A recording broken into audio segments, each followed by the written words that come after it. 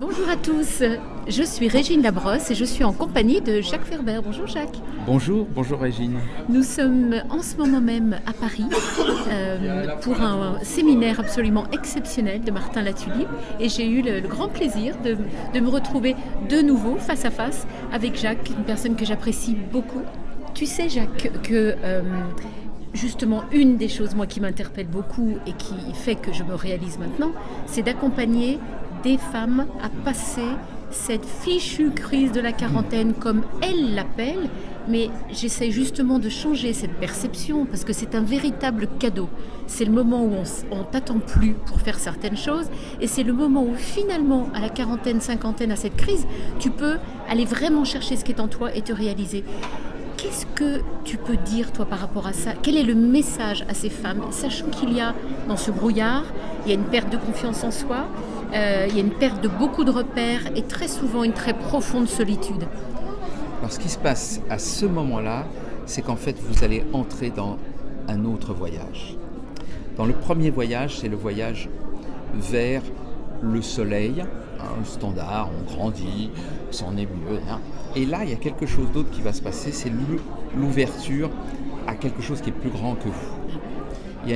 C'est justement, je parlais tout à l'heure de l'appel. Est-ce que vous allez entendre cet appel de vie qui est en vous, qui vous demande d'aller accomplir quelque chose qui est exactement ce que vous désirez d'accomplir, mais qui en même temps est pour le monde. Mm-hmm. Parce qu'en fait, à 40 ans, grosso modo, 40, 50, c'est pas grave, c'est pas important. Les enfants, une grosse partie des enfants, je veux dire, ils sont en âge de commencer à se débrouiller, souvent, entre 40 et 50 ans. Et il y a moins à faire, on est moins dans la survie de l'espèce. C'est ça, exactement. En fait, on ne se rend pas compte, mais vouloir des enfants, c'est programmé en nous. C'est pas un choix. On ne choisit pas de désirer. Je ne choisis pas de désirer une femme, pas plus qu'une femme va choisir de désirer un homme. Et on ne désire pas d'avoir des enfants. On ne choisit pas de désir. On a du désir et on l'accomplit pas, très bien. Bon, ça c'est une première chose. Et puis il y a un moment où justement cette pulsion d'espèce, elle commence à diminuer parce que on a accompli les trucs à accomplir par l'espèce. Et là, c'est là qu'on peut s'ouvrir à une autre dimension, la dimension de l'intériorité, qui est en même temps la dimension de la transcendance. Parce qu'aller au fond de soi, c'est aller au plus grand que soi, bizarrement, plus grand que moi. C'est aller dans ce grand espace. Et donc, c'est là qu'est l'appel. Et c'est souvent à ce moment-là qu'on commence à faire du développement personnel, qui commence jeunes à 20 ans, et tant mieux pour eux, parce que c'est merveilleux.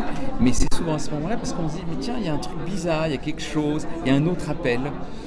Chez les hommes, ça va s'exprimer, on appelle ça le démon de midi. Et alors, non, mais c'est vrai, c'est la même chose. C'est exactement la même chose. En fait, il y a un appel intérieur et il s'exprime parfois par simplement refermer un autre couple ailleurs. Ce qui est dommage, parce que c'est pas ça qui est demandé. Ce qui est demandé, c'est un accomplissement différent, une autre phase de vie, une transformation de vie. Alors quand on est en couple, qu'on a des enfants, le risque c'est de se retrouver seul. Puis même une femme seule, quand elle se retrouve, ses enfants commencent à grandir.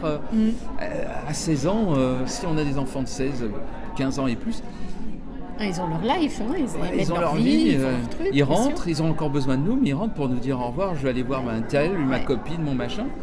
Donc on est plus structuré sur les enfants. Donc l'important c'est d'aller retrouver la source de vie qui est en soi. Mais la source de vie qui est en soi, c'est juste waouh, c'est juicy, tu vois, c'est aller vraiment dans le plaisir, dans l'incarnation, dans la sensualité, et en même temps d'accomplir ce qui est bon, pour le monde. Soi. Et pour donc c'est vraiment s'autoriser aussi. Complètement. Et se laisser aller, s'autoriser, et finalement à vivre pour soi. Pour soi. Ce qui ensuite va t'amener probablement à remplir une autre mission. C'est ça. Bizarrement, pour moi, j'ai un truc. Le divin, il est très très marrant. Enfin, le divin, la vie, elle appelait ça comme. Moi, je pense que j'ai toujours eu l'impression qu'il mettait une carotte devant moi, tiens, pour que j'accomplisse des choses vraiment importantes. Alors il met la carotte, c'est la carotte du moi, donc je le fais pour moi. Et puis je me rends compte que je fais des trucs pour les autres. C'est ça, j'adore. Et je suis arrivé à faire plein de choses, à être prof, à être animateur de stage, maintenant je vais faire des vidéos. Mais à chaque fois, je crois que je le fais pour moi. Écrire un livre, je le fais pour moi. Je ne sais pas pourquoi je le fais. Mais il y a même de l'ego qui se met dedans, plein d'ego. Mais derrière, oh merde. Il y a un but ultime. Il y a un but qui me dépasse. Ton analogie de la carotte. C'est marrant parce que j'avais le même est-ce que ressenti. Tu crois que Mozart, il savait qu'on l'écouterait, bon, toute proportion gardée, mais c'est quoi sa carotte à 5 ans? Mais c'est ça, simplement, il peut pas faire autre chose que faire de la musique. C'est ça. C'est son truc, ça lui sort des tripes. Mais il a envie de sauter un peu les petites, les petites cantatrices qui passent à côté. Il est attiré par son propre désir. Il a envie de jouer, il s'amuse, il fait des variations, il essaye d'impressionner la galerie. Il suffit d'aller voir Amadeus ou des films comme ça pour se rendre compte de ça. Et en même temps, il a légué quelque chose qui le dépasse, enfin qui dépasse le petit bonhomme. On sent bien que c'est le divin en lui qui l'a exprimé. Il faut voir Amadeus parce que là on le voit, c'est le divin en lui qui va créer ça pour le plus grand bien de l'humanité. Exactement. Donc et nous à notre niveau, on est des Mozart dans notre espace. Et notre espace, ça peut être de faire de la cuisine, ça peut être bien sûr. C'est magnifique, quoi. Ouais. Donner quelque chose. Donner ou écrire. Oui, mais écrire, c'est donner. Écrire, il n'y a rien de plus égotiste à la base que d'écrire un roman, par exemple, ou une nouvelle. On parle de soi. Et puis, quand on trouve l'endroit où c'est plus narcissique, mais ça nous transcende, en général, c'est simple, c'est que ça veut dire que ça s'écrit tout seul. À ce moment-là, c'est plus nous qui écrivons, c'est plus nous qui créons, quelque chose s'écrit en nous. Et donc, ça veut dire, c'est le signe qu'en fait, ça va toucher plein de gens. Si c'est juste narcissique, ça va pas. And so what? Ouais. Ça peut, mais c'est pas grave. C'est pas grave. Non, c'est ça qui est important. Ça n'est pas grave. Et vaut mieux faire ça que rester dans son coin, se morfondre en disant oui, mais ça c'est pas bien. Si ça marche pas, et puis si ça marche pas, je fais ce truc-là, ça va pas marcher, tout le monde va rire de moi. Et alors? Il faut s'amuser, c'est un jeu, il faut y aller, quoi. Je reprends de l'écriture. Les ex-beaux-parents, la mère a écrit un livre de sa vie pour tous ses enfants et donc ses petits-enfants, parce qu'il y a plein d'enfants, petits-enfants. C'est pas une merveille de truc littéraire. Mais quel témoignage sur une vie, sur un passage de vie, sur tout le passage de la guerre, de tout ça. C'est juste waouh, et je remercie cette personne d'avoir fait ça, parce qu'en fait ça paraît pas grand chose et c'est en fait énorme pour elle, pour les générations futures.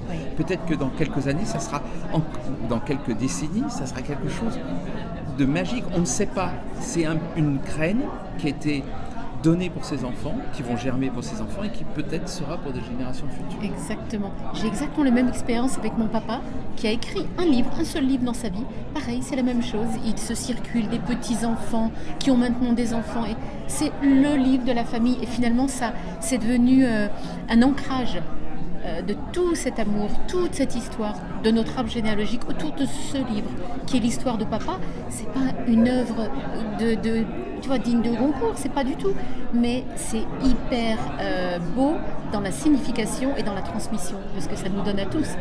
C'est fabuleux. En fait, chacune de nos vies est une œuvre d'art. Et c'est peut-être ça, à la quarantaine, de se rendre compte que notre vie est une œuvre d'art. Quoi qu'on ait fait. Le problème, c'est de sortir dans un « ouais, mais non, mais moi j'ai rien fait, et puis non, puis moi j'ai aucun talent ». Parce que nos vrais talents, en général, ils ne sont pas conscients. C'est ça la difficulté. Quand on sait faire un truc, on sait faire, puis c'est évident puisqu'on sait faire. Ouais. Par exemple, si vous savez conduire une voiture, vous n'allez pas vous dire je sais conduire une voiture. Vous n'allez pas mettre ça dans les talents parce que vous conduisez depuis des années. C'est fait, une bagnole. T'as coché, c'est fait. Voilà.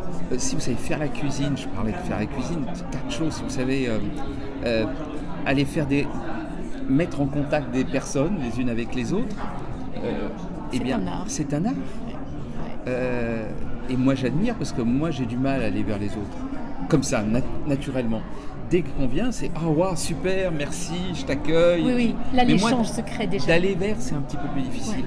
Et donc quand je vois les personnes qui vont facilement vers, ils ne se rendent pas compte de la qualité qu'ils ont, de ce talent. Parce que moi je sais que je n'ai pas ce talent. Enfin, ça m'est difficile. C'est pas que je n'ai pas, ça m'est difficile. Et donc, c'est une qualité. Et cette qualité va permettre de faire quelque chose de sa vie. Et donc, pour moi, le chemin, ça va être bizarrement de conscience, c'est de se rendre compte que ce qu'on croyait banal, En fait, c'est un trésor. C'est une richesse incroyable qui est à l'intérieur de nous, qui est là. Qui ne demande qu'à être révélée finalement. Qui demande qu'à être révélée, exactement. C'est déjà là. C'est pas un nouveau truc. Et tout le développement personnel, c'est pas créer quelque chose de plus, non, c'est aller trouver ce qui est déjà là. Exactement. Et je le ressens énormément comme ça aussi avec les gens qui m'ont fait confiance jusqu'à aujourd'hui.